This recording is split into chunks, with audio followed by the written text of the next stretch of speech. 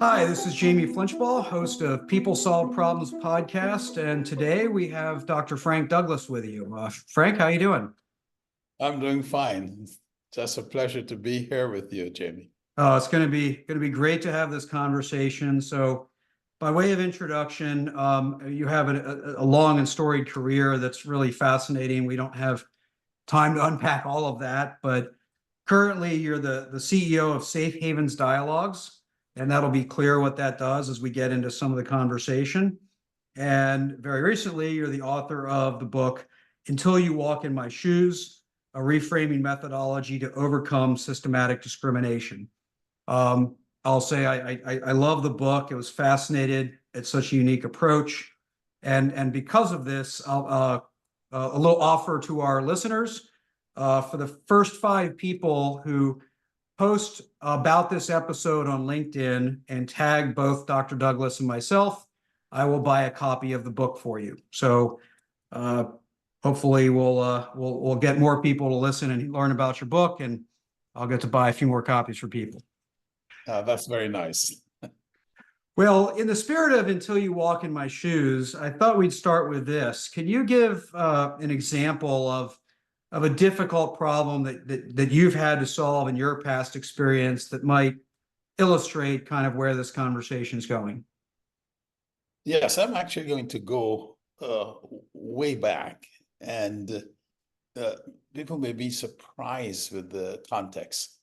But when I was the global head of research and development for Martin Merrill Dow, which at the time was a mid-sized American pharmaceutical company, it was global, but American. Herx, the German giant company, bought Martin Merrill Dow and also bought Roussel-Leclerc, which at that time was the number one pharmaceutical company in France, pardon me. Mm-hmm. Combined the two with their pharmaceutical company and became actually the top three, top four global pharmaceutical company, Herx, Martin, Roussel. What was fascinating was that Mr. Dorman, the CEO of Herx, turned to Frank Douglas, who came from the smallest of these three companies, to become the global head of R&D. Wow. So now suddenly I am faced with, which is usual when you have a merger acquisition of particularly global companies, you've got redundant pipelines, etc. So I am forced with the task of reducing the pipeline, downsizing, which means that some sites were going to lose their capabilities in a real sense, Mm-hmm. and some areas that they had.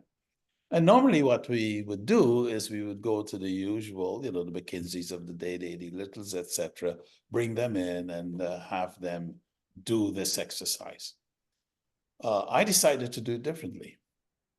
And what I did is I got the three heads of research of the three companies with their teams, and I put them together, and I said, here's what we are going to do. We are going to do this whole process, but the first thing we will do is we are going to identify the criteria we need to use to determine what the pipeline should be. What's the criteria for evaluating each compound, each therapeutic area? Now, why did I do that? The reason I did it, it occurred to me that every one of these companies had excellent scientists.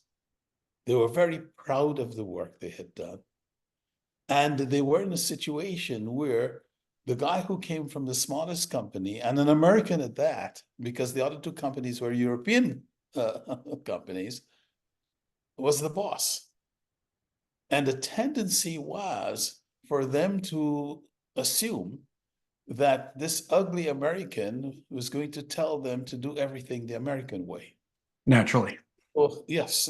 So my thought was, if I brought them together and put them in charge, basically, of evaluating their own pipelines, as long as we agreed on the criteria at the very beginning, that would be better. So the process was, they agreed on the criteria. I signed off on everything, and in fact, I accepted everything. I didn't change anything.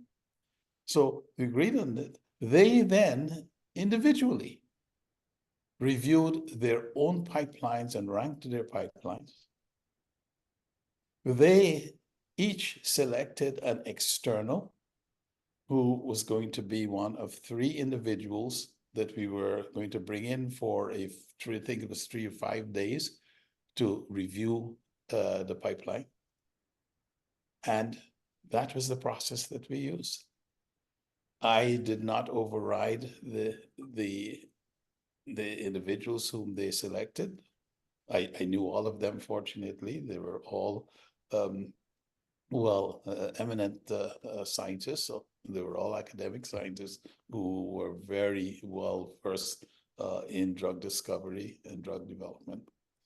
And we spent 4 or 5 days presenting the pipeline. At the end of the day, this team actually identified the pipeline for Herx, Marin-Roussel, which then led to reduction and change of sites, change of therapeutic areas, etc., and was implemented by them.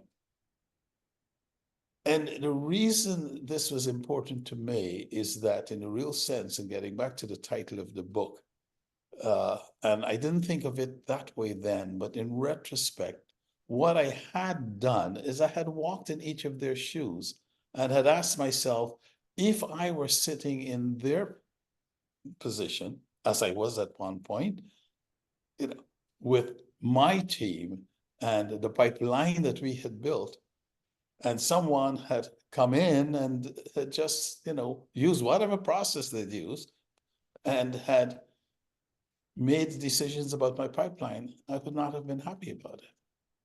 But if I'd had the opportunity with my team to identify what we thought were the best based on a criteria we agreed on, I would feel better about it, even though we all will be sad about the compounds that we lost. And even if it was a therapeutic area that we lost, we would be sad. Nonetheless, we would have participated in the process.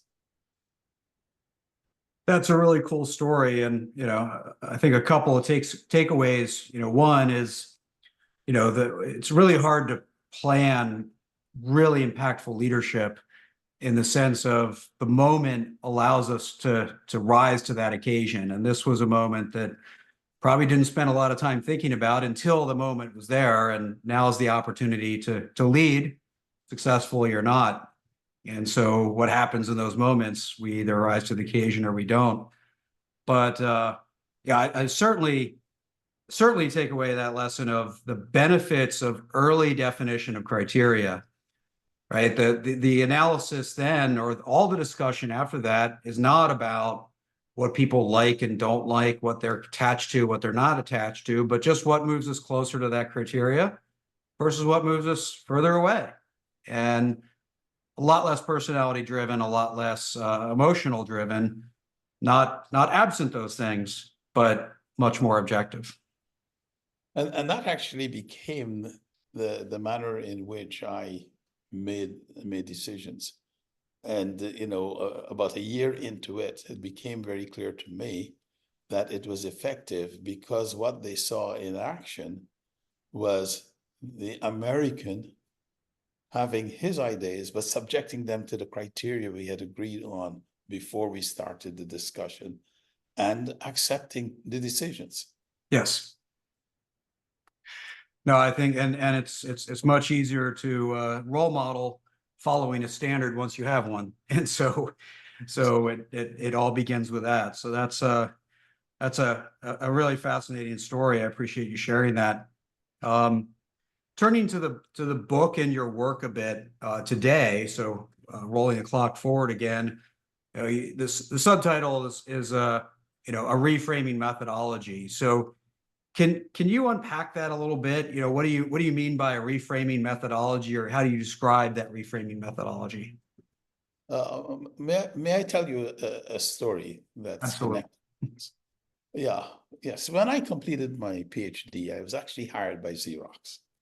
And for 3 months, I could not get a good project.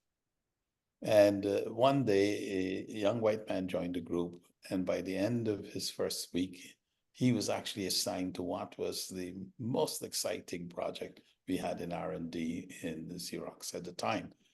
I went to have yet another discussion with my boss, and somewhere in there, I said to him, you know, Steve, think of me not as though I'm Frank, think of me as though I'm Bob.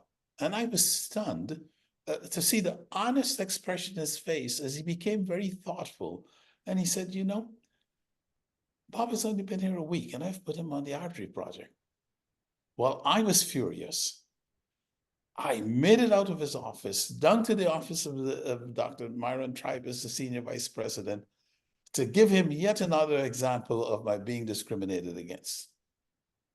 Now, about 2 years later, I thought about that episode and I realized I missed two things.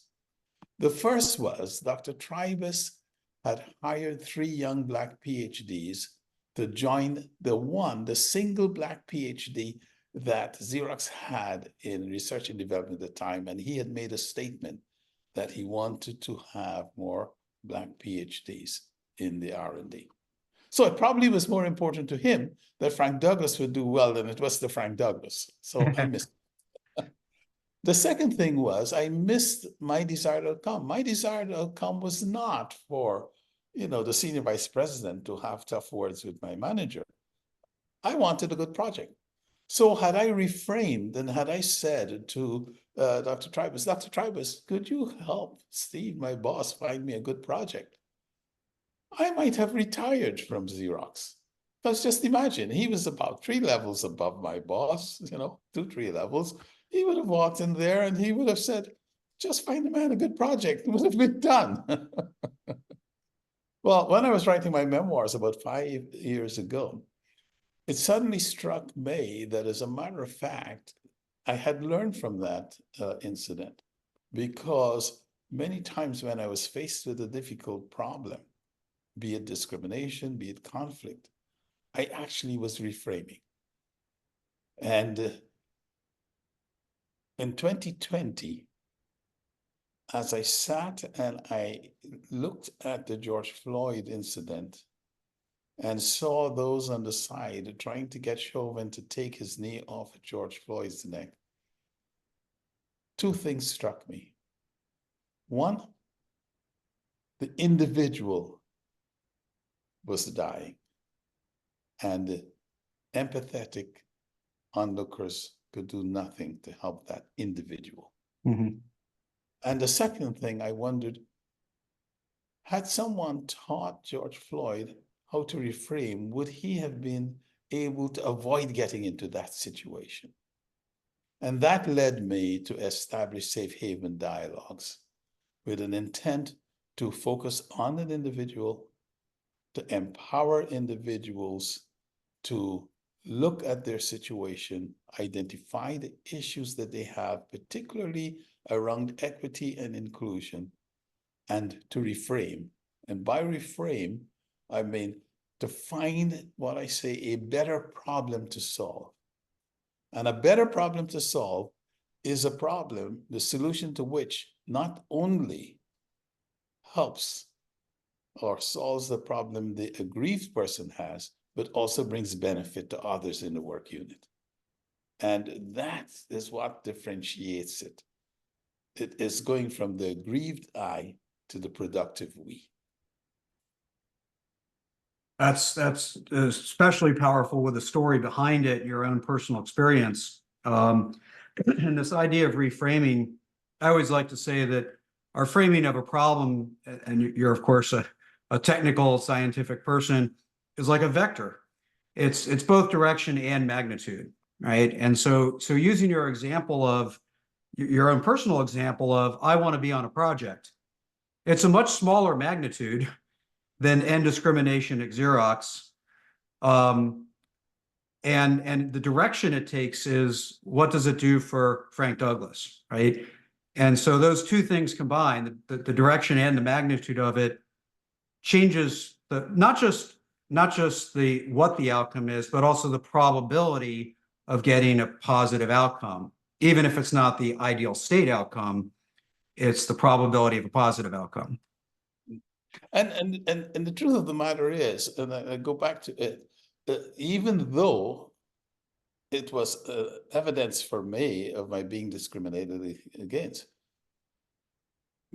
my real concern was getting a good project. Right. And had I gotten a good project, I would have been in a better situation to deal with the problems of discrimination I was facing. Right. Okay. But not having had a good project, then the issues of discrimination multiplied several-fold. Right. And ultimately, of course, your career path ended up taking you to positions of leadership that allowed you to have such an impact. But you have to get there first. So I think that idea of empowering individuals, right, in the face of sometimes overwhelming odds, empowering them to be able to move forward, begins with that reframing. And it may not be all that's required, but it begins there, and then you build up to solution sets from there, which is a lot of the approach you sort of lay out in your book, and your work with Safe Haven Dialogues. So let me talk just about breaking down the problem, because a lot of those situations, it's very easy to aggregate the problems, right? We make them very large, we make them overwhelming. Whether it's your personal health, or it's dealing with systematic racism, or it's dealing with a massively complex merger and acquisition that your first story told. And we have these big aggregated problems that are really hard to see our way through. So how do you sort of, practically speaking, break down a problem into the more focused bits that you can do something with? Interestingly enough, I have concluded that in any organization, including the family, there are two core critical things. They are equity and inclusion. The leaders, the parents, they set the rules, the guidelines, the equity. And the children, the co-workers, the frontline supervisors, they set the behaviors which signal you belong, which signal you're valued, which signal you're appreciated, and which bring people together to work towards the goal of that organization, be it a family, be it a company, etc. So for many of these problems, I asked a simple question of, let us look at equity and let us look at inclusion. And let me make one other step backwards.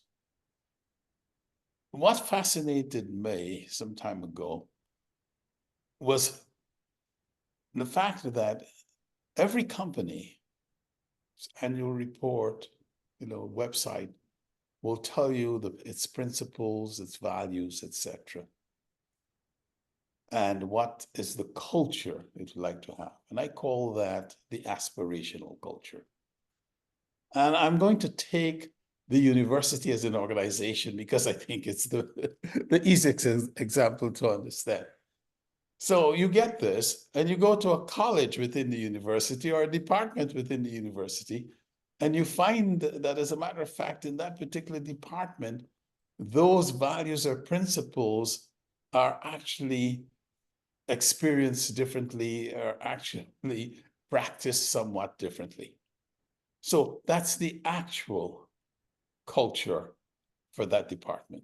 Mm-hmm. And you go to any particular individual's lab, for example, and that individual may be practicing those things differently or not practicing them at all.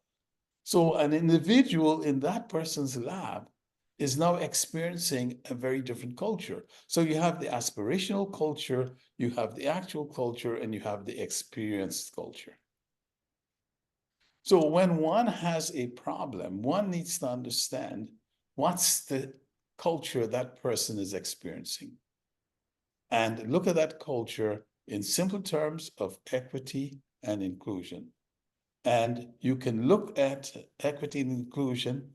And I think I may have sent a comment to you as I was reading your book, the way you look at the importance of behaviors, for example, in solving problems. And in a real sense, you and I are basically saying the same thing with respect, to the rules and the behaviors. Yep. Because if you look at equity as the values and you look at inclusion as the behaviors, it's the same type of matrix. So we looked at equity versus inclusion culture matrix. And we simply asked the question with simple approaches. For equity, 3 simple questions. Are there evidences of privilege? Are there individuals who are privileged? It doesn't matter what they do, they're never criticized. They always get the best opportunities. Are the processes, be they human resource processes, are they transparent? Do they appear fair? And the prospects, is there a clear relationship between performance and potential in the company? Those 3 things around equity. And with respect to inclusion, sometimes it's difficult to talk about inclusion, but if you talk about exclusion, people feel it when they're excluded. Right. They don't have to. So if you look at the microaggressions, micro invalidations, you're denying someone the competence they have and ignoring that competence and treating them as something less, or insulting them, so the micro insults, micro invalidations. So if you look at those simple things to describe either inclusion or equity from an individual's perspective, you can, the typical 2x2 matrix, you can describe what is the culture they're experiencing. Now, once you have that in the larger context, you're then able to start breaking down the problem that individual has. That's a really powerful framework. And, I know CEOs around the world are looking to lean into this challenge, and there's a lot that they can do for the aspirational culture. But to your own point, it just takes one frontline manager to create a very different experience culture. And so not everything can be solved at the aggregate level. Sometimes we need to solve it at that experienced level, which is where we get the equitable outcomes. So yeah, the book goes into all of this as well as your work with Safe Haven Dialogues. I think that really should challenge people to think about some of these challenges a little differently.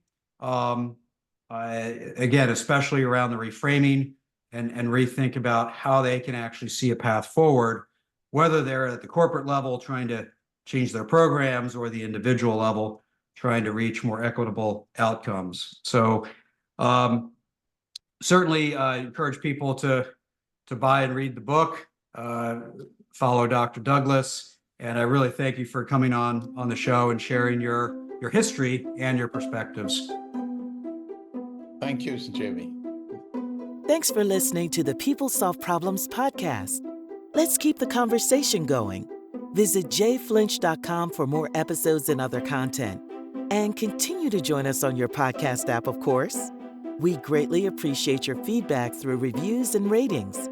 Consider expanding your understanding of problem solving with Jamie's book, People Solve Problems: The Power of Every Person, Every Day, Every Problem. Available on Amazon. Until next time, keep learning, innovating, and solving problems.